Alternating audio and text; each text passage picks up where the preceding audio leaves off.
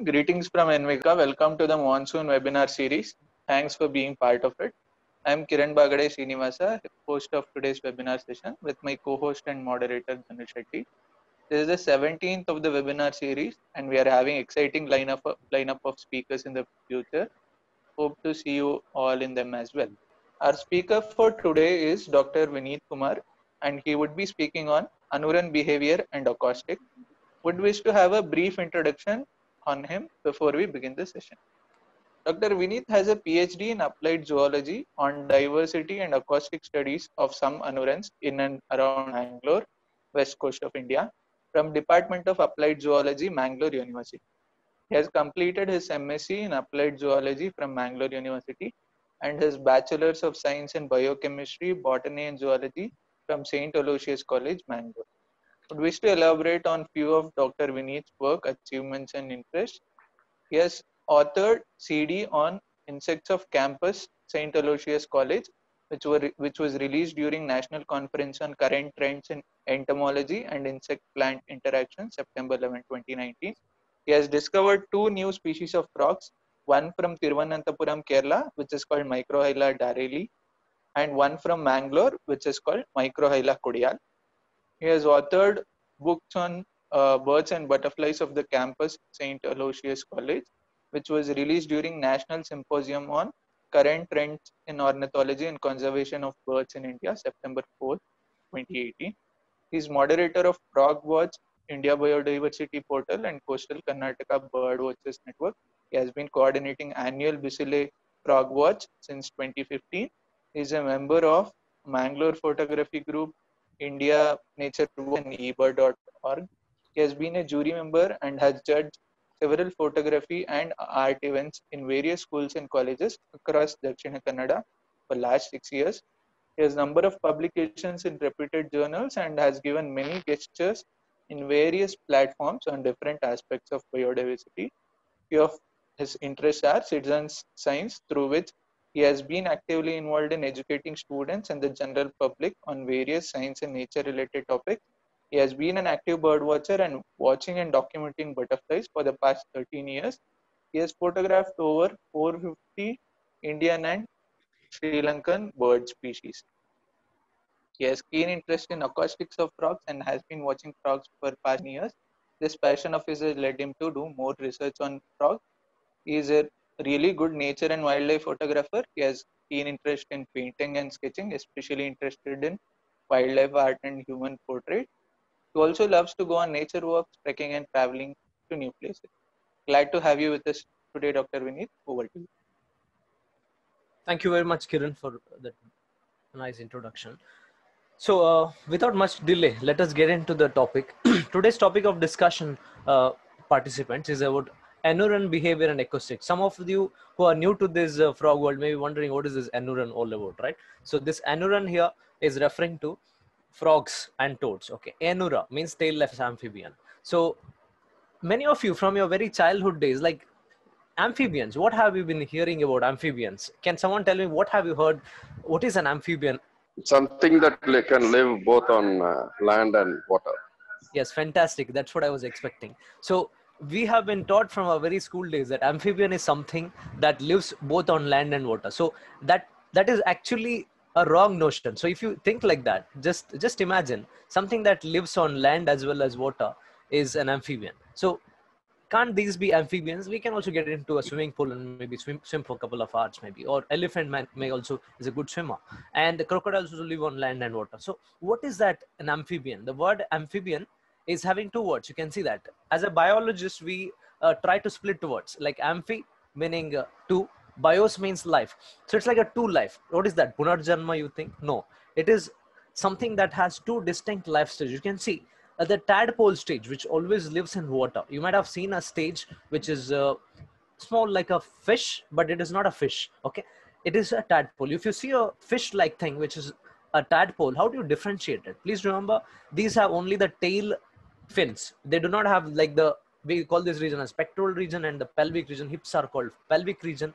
Fishes generally have these fins also. But remember, these tadpoles of the frogs and toads do not have such features. They just have the tail fin, okay? And they have an adult stage, distinct adult stage, which is completely terrestrial in nature. But sometimes they can be aquatic as well, but they have to surface to breathe, okay? So this is the young stage, which is the egg. This is the first stage, okay? There is a metamorphosis. Meta means a change. Morphology means external characters. So change in morphology does happen. Like if you see humans, when we were born, we just appeared like a human being itself. But if you see a frog, it doesn't look like a frog when it is young. That's why it's called metamorphosis. Let me just play this. I don't know whether this will play. Can you see that inside these eggs? And also eggs, if you see, they do not have any coating. Like if you see a bird's egg or a reptilian egg or a snake egg, they'll have a shell. Such eggs are having protective nature, but these are not protected. That means they are very susceptible to predators, okay?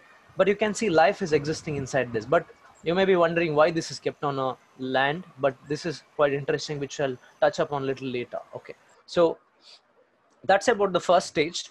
Then we have the next stage. This is what I was talking about. This is the second stage, a tadpole stage. You can see that it does not have any other fins. If you see this image, it has just the caudal fin or the tail fin. If you see a fish, it would have a pectoral fin, a pelvic fin, and it don't have any legs, right? Fish doesn't have any legs. This is how from fishes, the amphibians have originated by developing limbs. That's why we call these as tetrapods, means which they have 4 legs, okay? I'm keeping it very simple because all of you may not be from the science background, but I'm trying to make it simpler with some words, introducing some words so that you know. Okay, so they're called tetrapods because they have 4 legs. Okay, you can see that. We are also tetrapods because we have 4 limb and the hind limbs, right?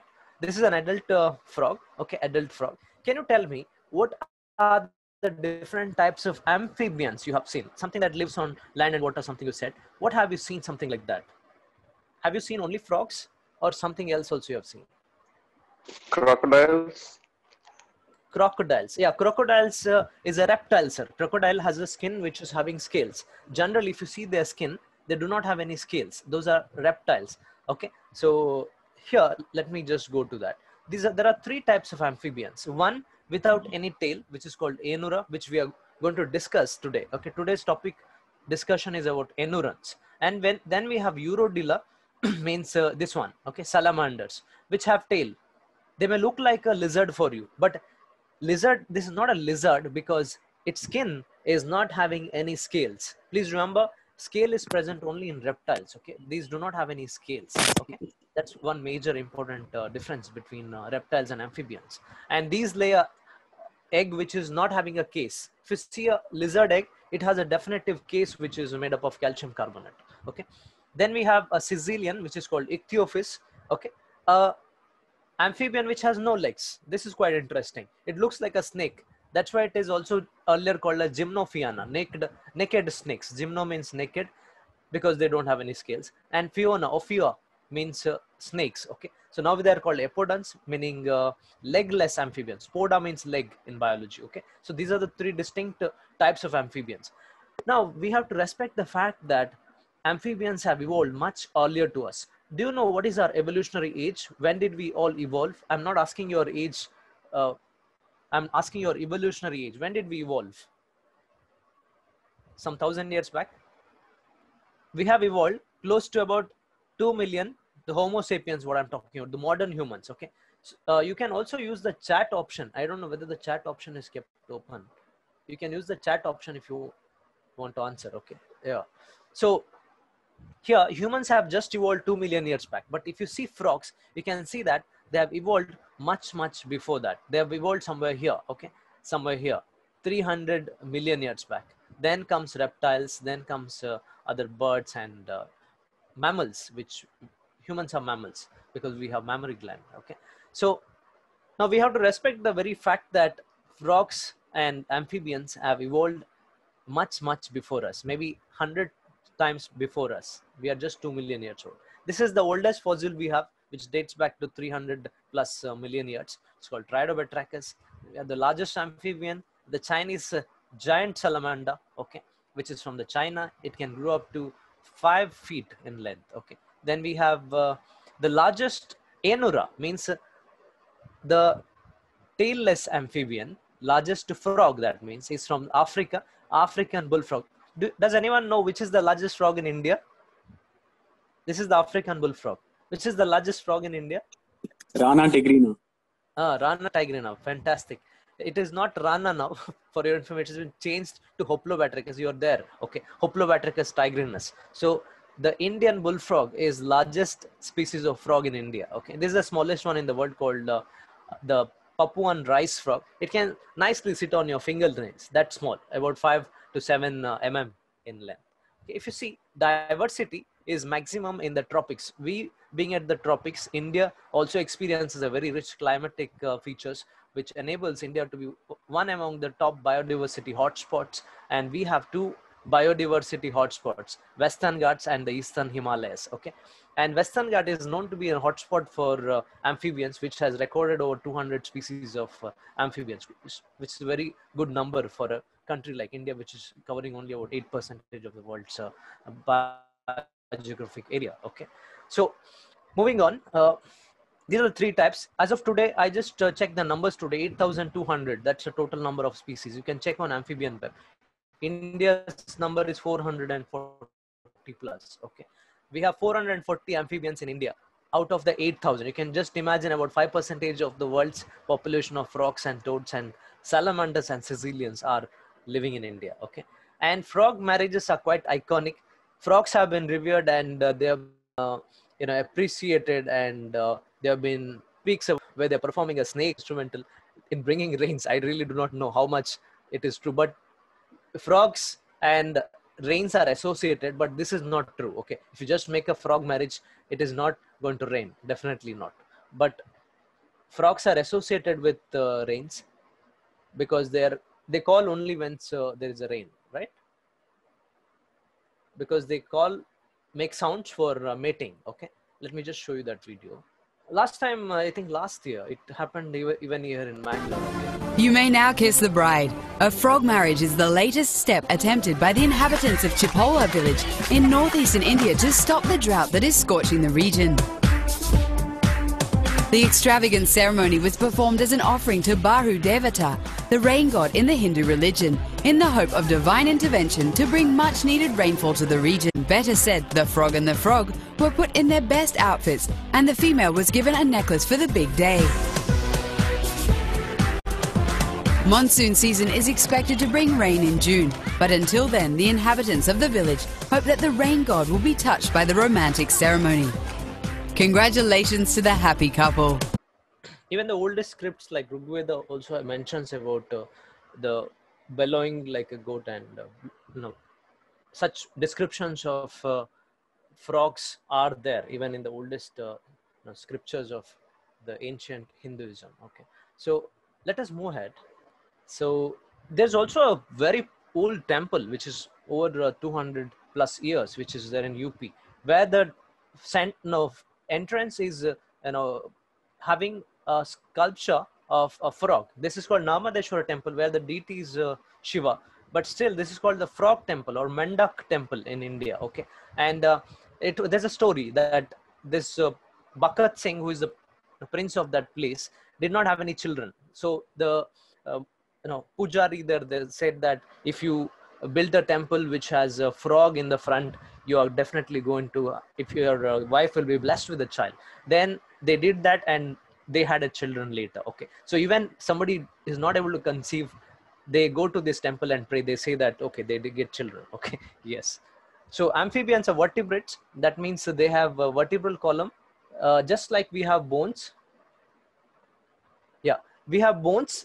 If you see our body, we have 206 bones. We are called vertebrates because we have a vertebral column on our back, just like this. So even these belong to the same group which we belong to. Okay, vertebrates. Now, you might have heard words like frogs and toads very often, but you've been wondering, what are these frogs and toads all about? Everything looks same for me, but let me just tell you how to differentiate these two groups of enurans. Okay, so if you see a frog, generally they have a moist skin. Listen to this very carefully. I will have a test for you to know how much you understood. Okay, so these are frogs which have a very moist skin. If you touch a frog, you feel very nice. Don't want to touch anyways. If you feel toad, okay, they have a very rough skin, very rough skin. Okay, now you can see that they also have a parotid gland. Okay, now I'll just ask you all, you have to tell me which is a toad and a frog. And toads generally have a small hind leg, they hop. If you see a frog, it jumps. Okay, let me show you some images. Answer now. Frog.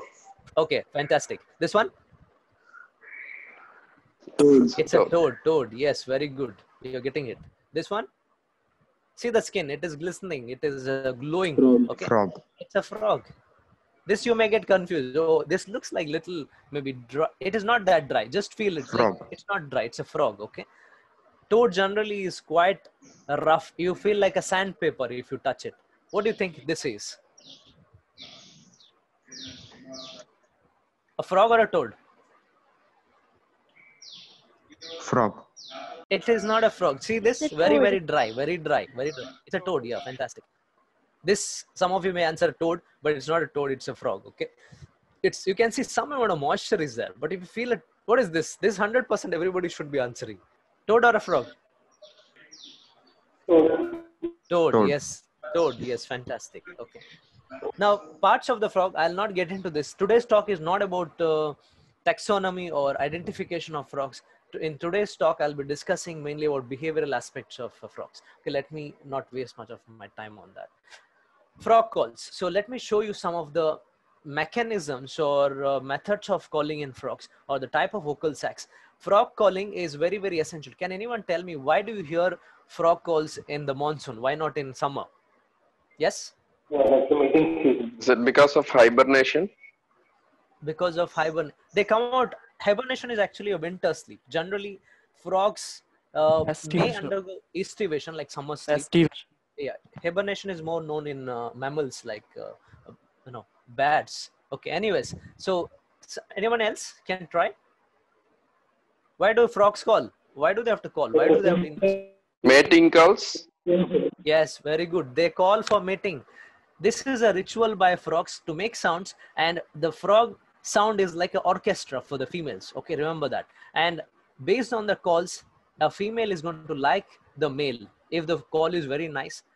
Okay, if the sound is very soothing for her, she will be choosing that male. So frog calls play a very essential role in the reproduction in neurons. Okay, yes, fantastic. Now you see, there's one type of vocal sac which is called the subgular, which is just present below the throat. This is a gular region. You have seen a gular pouch in case of birds like pelicans. You might have seen a gular pouch. Same like that, frogs have a gular sac which is called a vocal sac. Okay, vocal sac. Vocal sac is just a transient structure. It is not. It is there every time. Don't think that it is coming just from nowhere. Okay, it is always there. Only thing is when the air is pushed through the lungs, it bulges. Okay, you can see that, visualize it in this video. Okay, can you see that? This is the subgular type of vocal sac. Beautiful. It is Seshachar's bush frog. Okay, from Western Ghats of India. Robert's sister is Charius. Okay, let me show you some more. You can see how beautiful is the vocal sac here. These are transient structures, which is always there, but only thing is when they want to amplify that sound, okay, they have that vocal sac opening like that. When every time I show kids this particular video, they feel like punching that. Okay, yeah. You can see how it makes sound. It just pushes the air from the lungs, and depending on how many times they push the air, there is the frequency difference and all that. Okay, now I'll show you a video where you can feel how much energy they can invest. Like if we see our sounds, we cannot talk continuously like this. I can't go on like this for 10 hours, but frogs may be able to do that. But how, I'll tell you. Okay, you can see this. See, it goes on tick tick tick tick tick tick tick like that. This is the Coorg yellow bush frog, or blue-eyed bush frog, we call it as.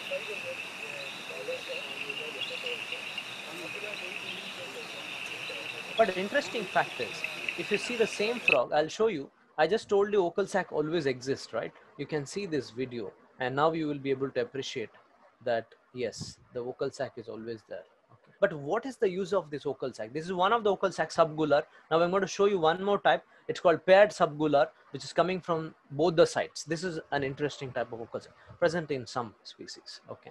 There are two, but they're paired subgular. Okay.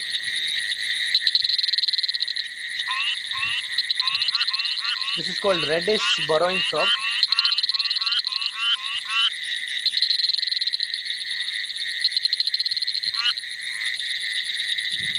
Okay, now I'll show you one more, which is sort of paired subgular.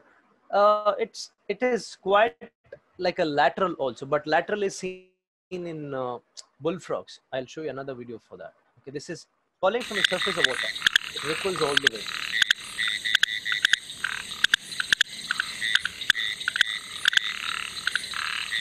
Okay, some of them also call like birds. Okay, this is a very interesting call. It's a frog from the Shimoga, from the Jog, discovered from Jog and named after the Jog Falls, called Jog night frog. You can hear this beautiful call. You can see it's taking air, okay, and it pushes the air through the lungs. Then the vocal sac bulge. Okay, it's like a whistle. Just see, just observe. It's taking air, filling the lungs, then just pushing it. Yes, beautiful. Now I'll ask you all, how does frogs, or how do they able to call so continuously throughout the night, whereas us, we get tired just by talking for one continuous hour? What is the mechanism they are using? Can anyone answer this? Yeah, it's the elastic nature of the act that is going to and fro. Something Yes. like a reverse feedback. Yes. See, when we talk, like we push the air out, okay, we are just pushing the air out, means air is coming out through our mouth. But in case of frogs, there is something like a plasticity. It's always going between the vocal sac and to the lungs. Again, to the lungs, to the vocal sac, but air never goes out. That's the beauty of it. Okay, that's how they're going to shuttle the air between the vocal sac and the lungs. And that's how they're able to achieve this in a fantastic.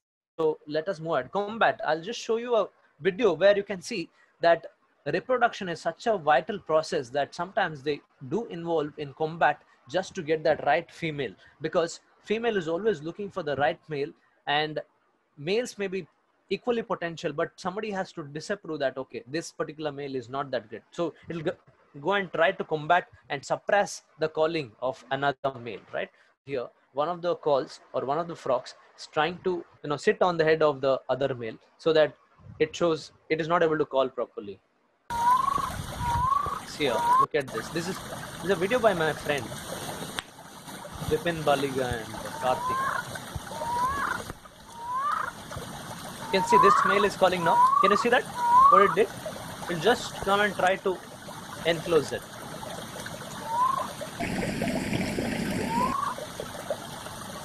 Just look at that. Just look at that. See? See, the whole acoustics is changed now. The actual sound is totally different. Okay. Now it is not able to call like the actual. So you can see that there's always combat between males as well. There is also one more video which I want to show you where Indian bullfrogs involved in a vigorous wrestling. Okay.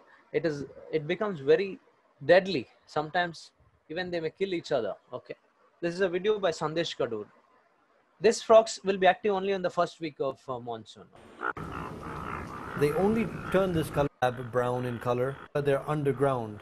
But during the first rains, that's when they emerge in these big paddy field areas. You can see and this. They congregate These are the in lateral big vocal numbers, sacs which are coming right from the side. Okay. 20 to 100 individuals gather together in one place, and that's when they fight for mating rights. You can see the wrestling going on there, right?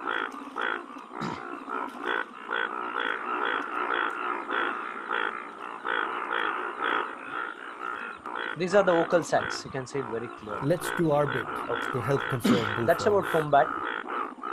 Some of them use escape strategies, like this particular frog has colorful displays. Whenever a predator comes, it just falls upside down. So it shows this bright yellow and red coloration.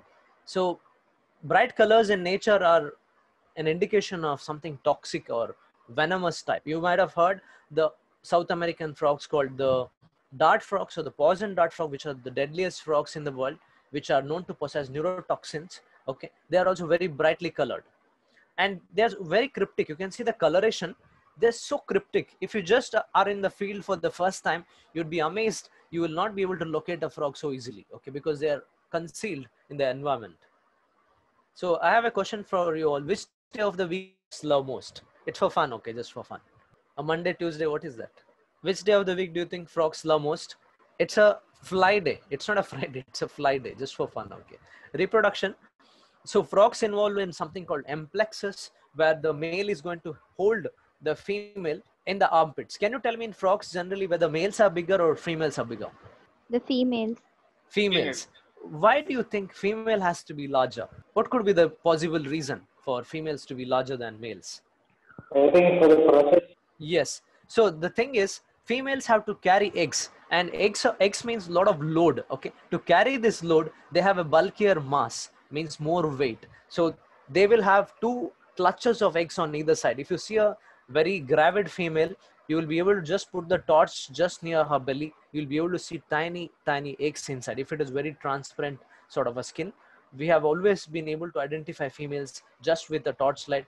Just if you put it near the belly, you'll be able to see clutch of eggs. So that's why females are generally larger and males sit on the females. This is not actually the reproduction. Okay. Reproduction happens when male releases the gametes and female releases the gamete. It fuses outside the body. That's why it is called external fertilization in case of these animals. It can hold it here. It is called axillary amplexus near the armpits, or sometimes it will hold near the neck called cephalic amplexus. Some of the frogs which are called old world frogs or the primitive sort of frogs which hold here, okay, near the hind leg, which is called inguinal amplexus. It is seen in only one of the groups of Indian frogs called the Indirana frogs, which is quite primitive in terms of the origin of the species. Okay, so these are the types, as I told you: inguinal, axillary, cephalic, glued, just like they're touching, dorsal, straddle. They just will lie like that on each other, independent. All these are different types of amplexus. Okay, some of them breed inside the bamboo. Bamboo insects make tiny holes in the bamboo, and these frogs are just fitting inside and can go and lay the eggs inside, and males are known to guard this. My friend Sheshadri exclusively worked on this particular thing for his PhD. Okay, and you can see this is a Chalazotes raucestis, Chalazotes frog, which lays eggs inside. It's called bamboo. These are generally called bamboo frogs. Which year do frogs like the most? This is very easy for you all. Which year do you think? Leap year. Fantastic. Leap year, because frogs like to leap. Okay, it's a leap year. Unique tadpoles. This Indirana is known to have unique tadpoles which can be on the land. This is quite an interesting feature. So we can see that this slowly starting to maybe become terrestrialized. You can see in this video, this particular tadpole of the Indirana or leaping frog is completely terrestrial. It feeds on algae.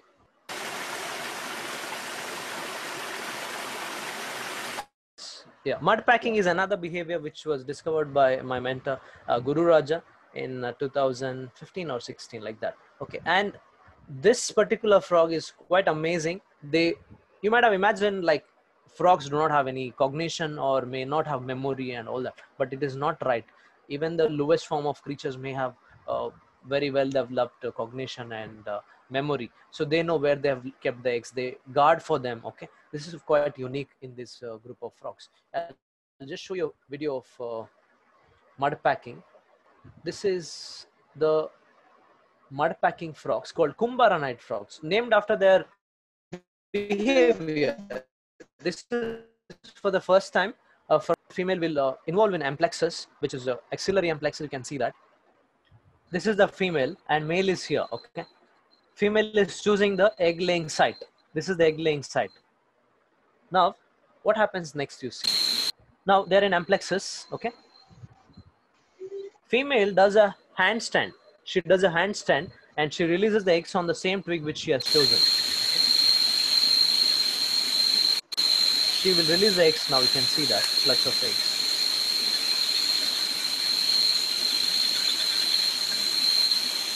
Now, what happens after this is quite exciting for a researcher, and which made him work more on this frog, and he discovered this new species of frog from India, from the Western Ghats. This is most amazing for a frog to do, right?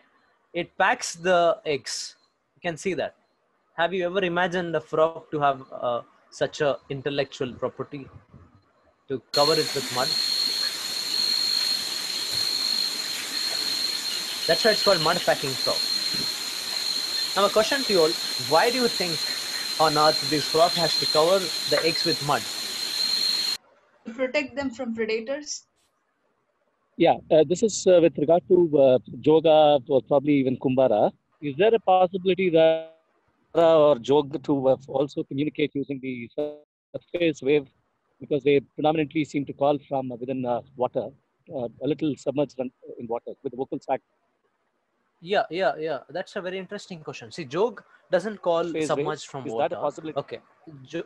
Jog never calls from water. It calls from above water. Okay, most of the time on a twig which is just above the surface of water. When Kumbara, for that matter, sees a place where there is, very little water. Okay, so it may not be that they are using waves, as you say, may not be possible, but because they already have sounds which are able to penetrate to substances and able to reach the female. So I don't think they use the waves as such. No. If you remember that video what I showed you, Eucalyptus, when it has a very good, it forms a waves, right? So, but sounds as such, even I am not very sure whether in the communication, but the overall call properties of the individual is helping. Even we really don't know whether the aquatic frogs have any role, like water has any role in. See that?